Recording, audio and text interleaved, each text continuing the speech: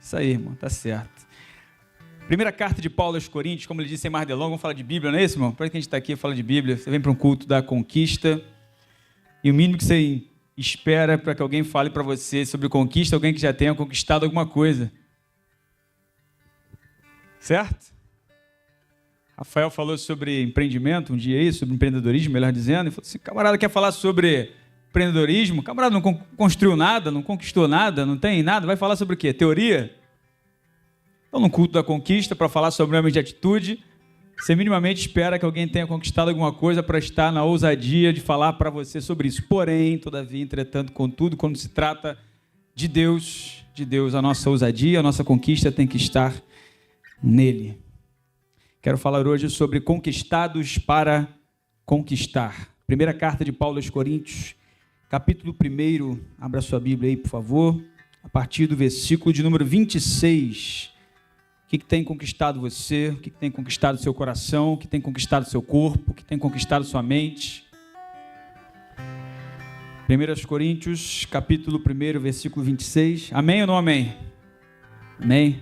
Antigamente o pessoal falava assim, escola dominical, né, irmão? Amém, glória a Jesus. Hoje é rápido no telefone aí, no tablet aparece rápido. Paulo diz assim aos Coríntios, a partir do 26. Irmãos, pensem no que vocês eram quando foram chamados. Poucos eram sábios, segundo os padrões humanos.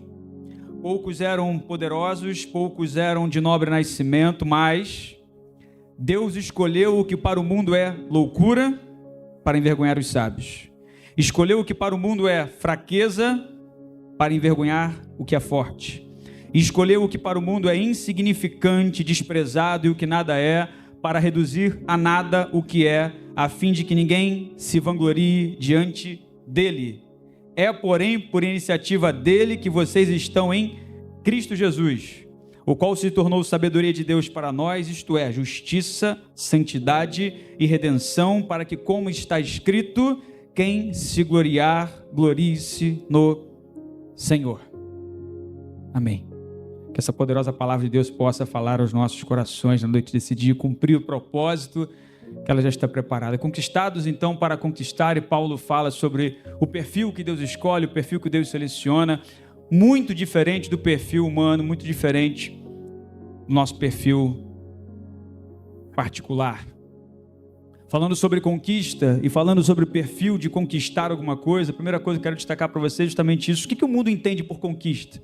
Nesse mundo tão digital, se você der um Google aí e colocar assim, as conquistas mais importantes, ou os principais conquistadores, nós teremos dois blocos, basicamente. O bloco daqueles que conquistaram alguma coisa no sentido de chão, terra, território. Você vai encontrar desde Gengis Khan, Napoleão, Alexandre Magno, né? Alexandre o Grande. Terra, conquista de solo, posse. E quando você cai para um campo mais filosófico, colocar, por exemplo, aí as conquistas mais importantes da vida, o que é mais importante de conquistar na vida, o Google selecionará para você reconhecimento. Certamente vai aparecer para você, reconhecimento. Ser reconhecido.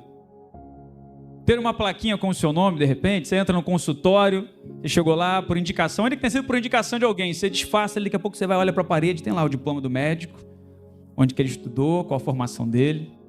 Você tem lá os seus diplomas, você tem lá as suas credenciais, talvez não esteja tão visível na sua casa, mas está guardado em algum lugar, e quando lhe pedirem, você vai fazer o quê? Dar a sua credencial. Você é parado em algum lugar e você quer dar a sua carteirada, às vezes, a sua credencial, mostrar quem você é.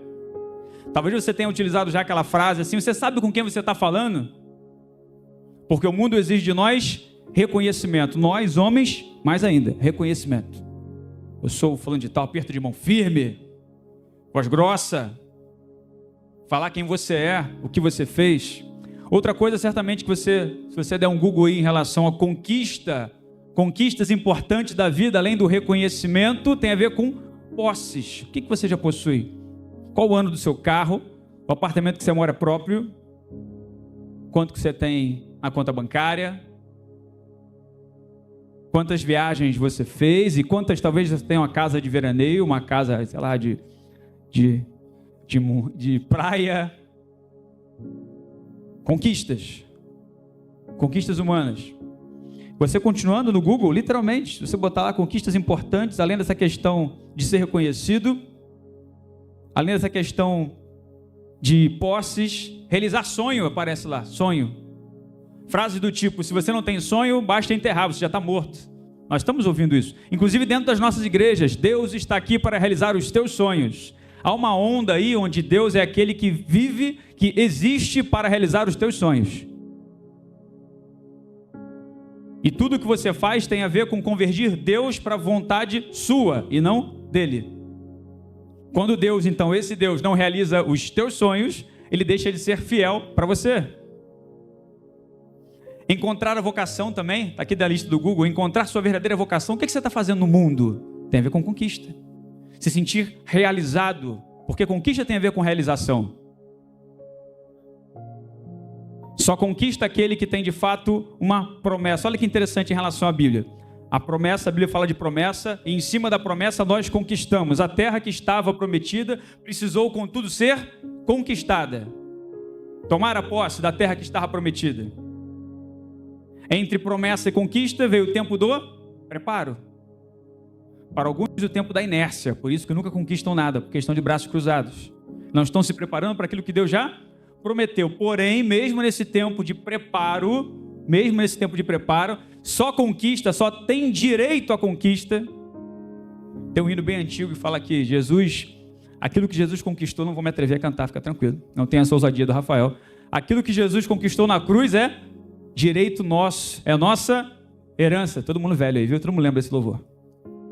E o que Jesus conquistou na cruz para nos dar como direito e como herança? Porém, só tem direito à herança quem é filho. Quem é filho, então, para conquistar aquilo que Deus tem preparado para nós? Chegamos, então, ao texto. Depois dessa breve, rápida, direta e objetiva introdução. Paulo vai dizer, olha só, lembrem-se o seguinte. Quando vocês foram chamados, e se vocês foram chamados com um propósito. Você foi chamado para estar aqui nessa noite. Você recebeu um convite. Quem te convidou tinha em mente um propósito. Talvez você não veio com o mesmo propósito daquela pessoa que te convidou. Como o Rafael falou, talvez você veio, quem orou aqui, falou assim, se arrastando, né? Chegou, importante que você chegou, você está aqui. Paulo continua dizendo aquilo que eu gosto de chamar do RH de Deus. Aqueles que conquistam. Quais são aqueles que conquistam segundo a teologia paulina? Segundo a palavra de Deus aos crentes, aos santos que estavam em Corinto, uma igreja que era muito pura, pelo menos no início do capítulo, aos santos que estão em Corinto, ele diz. Mas no capítulo 3 ele já fala, mas eu não posso chamar vocês de santos, vocês são carnais, porque existem entre vocês divisões. Uma igreja muito próxima da nossa, 2020. Uma igreja onde as pessoas vêm, sentam, escutam, choram, se emocionam, mas quando saem continuam fazendo as mesmas coisas, as mesmas atitudes. Conquistados para conquistar. Quem conquistou você? Quem domina a sua mente? Quem domina o seu coração? Quem domina o seu corpo? Quem domina as suas ações? Paulo vai trazer para a gente, olha só, lembra que poucos eram sábios segundo os padrões humanos. Poucos eram poderosos, poucos eram de nobre nascimento. Atente que Paulo não diz que ninguém era, mas ele diz poucos. Porque Deus não vê como vê o homem. Deus não olha para a capa, Deus olha para o conteúdo. E aquilo ou aquele que conquista é quem tem conteúdo, não quem tem capa. Tem gente que tem capa de conquistador, mas não tem conteúdo para conquistar. Tem cara de conquistador, tem até diálogo de conquistador, tem até verbete, discurso, cheiro, estirpe de conquistador, mas não conquista. E Paulo vai dizer então, olha só, mas Deus escolheu o que para o mundo é loucura. Aqui está a chave da teologia paulina aos Coríntios.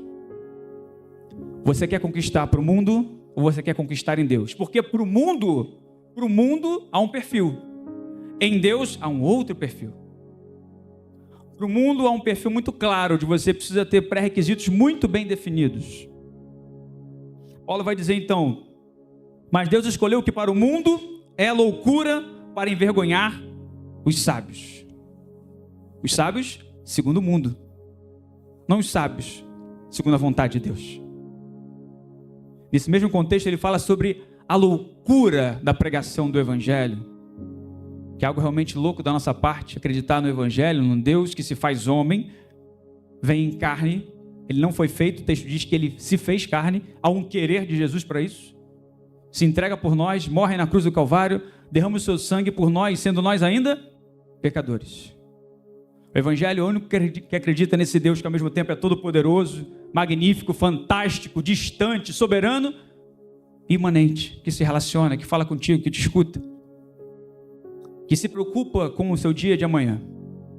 Isso é loucura para o mundo, mas sabedoria diante de Deus. Talvez o mundo tenha te chamado louco quando você começou a andar com a Bíblia debaixo do braço, quando você começou a mudar um pouco o seu perfil, o seu discurso, a sua caminhada, os seus ambientes. Ele continua dizendo, escolheu o que para o mundo é fraqueza, para envergonhar o que é forte.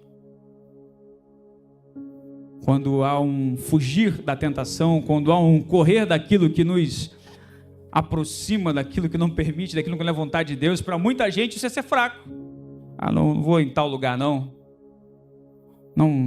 acho propício estar em determinado ambiente, isso não me agrada mais, isso não me deixa mais feliz. Você é fraco, que isso? Isso é ser sábio em Deus. E Paulo continua dizendo, a fraqueza para o mundo, mas para envergonhar aquele que se acha forte, porque Jesus disse, eu vim para os doentes.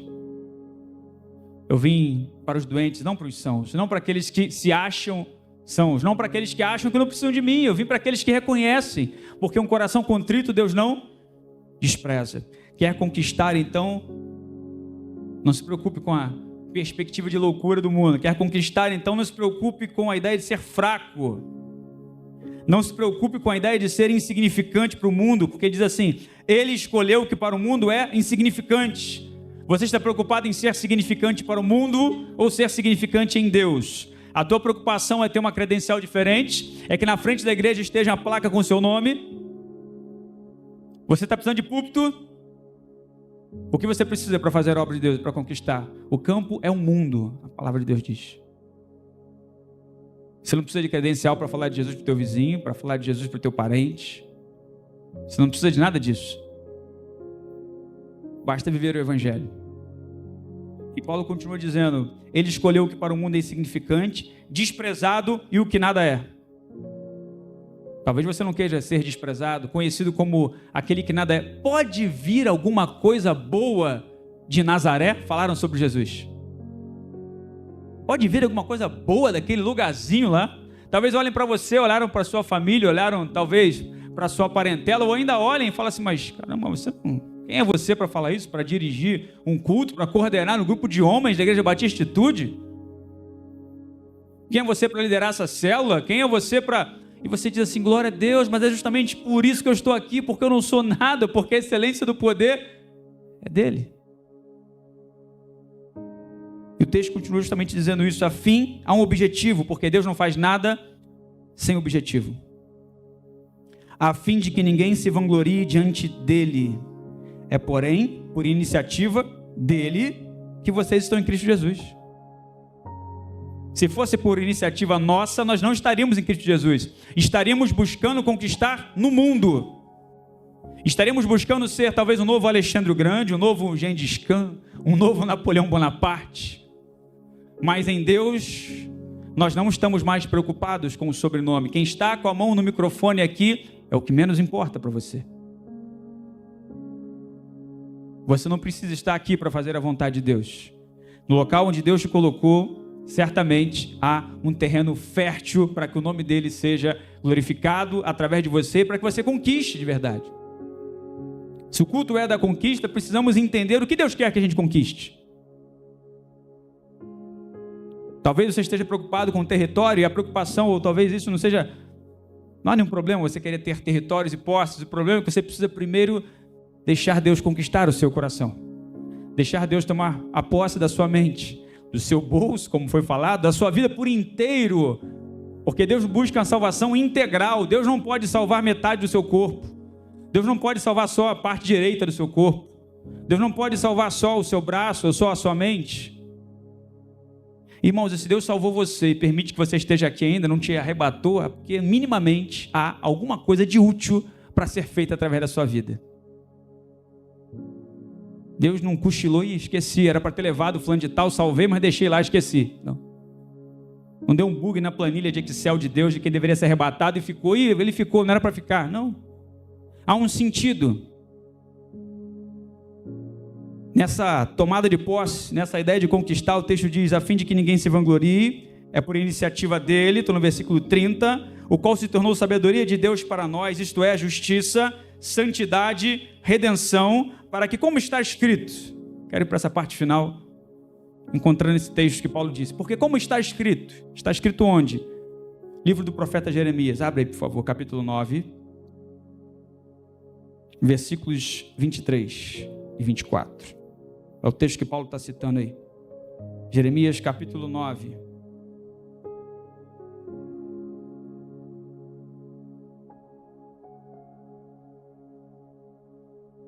Jeremias 9, versículos 23 e 24, texto que Paulo cita lá na frente, lá nos Coríntios, diz assim, assim então diz o Senhor, não se glorie, pois, o sábio na sua sabedoria, nem o forte na sua força, nem o rico na sua riqueza. Vou repetir para você. Não se glorie, pois, o sábio na sua sabedoria. Há algum problema em ser sábio? Não.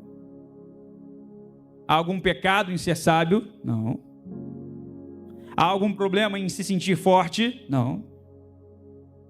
Há algum pecado em ser forte? Não. Ele vira inclusive para José e diz, ser forte e corajoso. A Bíblia não é contraditória. Há algum problema em ser rico? Jesus nunca disse isso. Mas há um problema no propósito, porque o que implica no Evangelho nunca foi, nunca será a finalidade, sim. Nunca será o fim, né? Sim, propósito. Os fins jamais justificam os meios no Evangelho. Aí ele diz então, o problema está em você se gloriar nisso.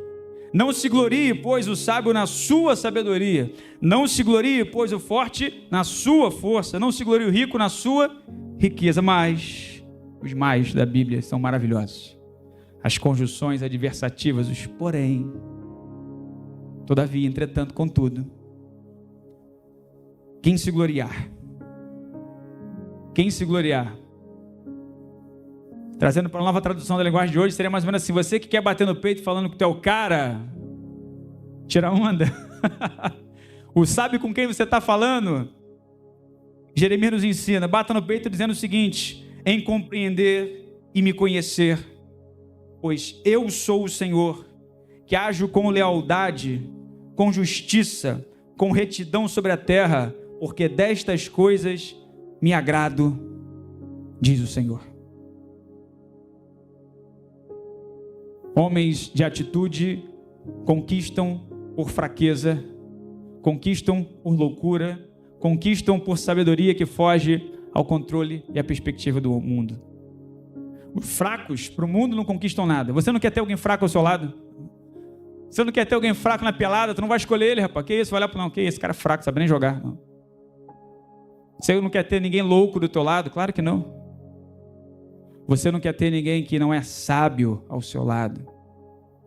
Porque para o mundo isso é um perfil que não presta, isso é um perfil que não serve. Isso é um perfil que não conquista nada. Porque o mundo determina quem conquista. O mundo determina quem vence. O mundo acha que pode determinar quem chega lá. Lembra daquela lista inicial que eu falei no Google? Quando você dá um Google lá sobre conquistas. A parte final lá diz assim, conquistar a felicidade. Porque mesmo o mundo que nega a existência de Deus quer encontrar a felicidade, quer encontrar a paz. Porque você pode ter qualquer característica de conquistador, qualquer cara de conquistador, qualquer perfil de conquistador, mas você precisa ter a paz que excede todo entendimento. Para que quando o momento propício da conquista chegar, você como homem de atitude em Deus, precisa ficar bem traduzido para você isso, senão você pode achar que essa ideia de homem de atitude, uma atitude sua, humana, de bater no peito e se achar alguma coisa, não. É a atitude de reconhecer que você não é nada. Quem volta para casa justificado, e eu acho que você quer voltar para casa justificado hoje, nunca foi o fariseu que batia no peito dizendo, eu sou o cara. Sempre foi o pecador que batia no peito falando, Senhor, tem misericórdia de mim, porque sou pecador. Homens de atitude não são homens que não pecam. Homens de atitude não são homens invencíveis. Homens de atitude são homens que colocam todas as suas fraquezas diante do grande eu sou. Diante daquele que é o princípio e o fim, o primeiro e o último, o alfa e o ômega. Que Deus ele possa continuar abençoando você de forma poderosa. Estamos felizes com essa oportunidade, com esse convite do Rafael aí que tem sido ousado em nos convidar para algumas bênçãos. Tamo juntos. Amém.